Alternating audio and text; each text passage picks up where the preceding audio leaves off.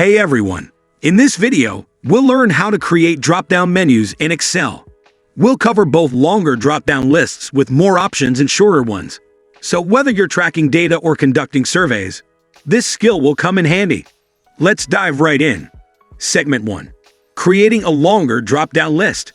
First, let's explore how to create a longer drop-down list with more options. Imagine we want to create a drop-down menu for selecting months of the year. Here's how to do it.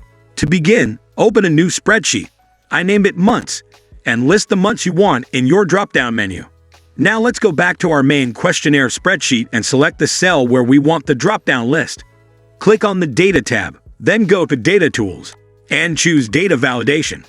In the Data Validation window, under Settings from here, select List from the menu. Next, click on the source box.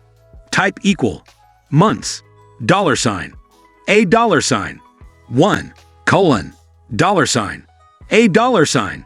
You write this same to same except column alphabet and row number.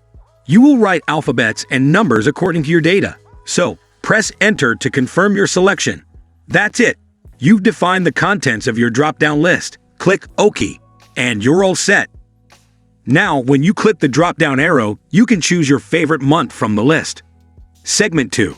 Creating a shorter drop-down list. Now let's move on to creating a shorter drop-down list with only two options: yes and no. Start by selecting the cell where you want the drop-down list. Again, go to the Data tab, then Data Tools, and choose Data Validation.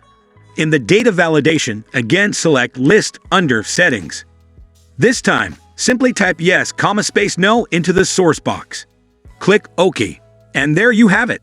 A short drop-down list with yes and no options. That's it. Congratulations! You've learned how to create drop-down menus in Excel.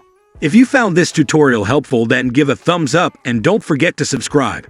Goodbye.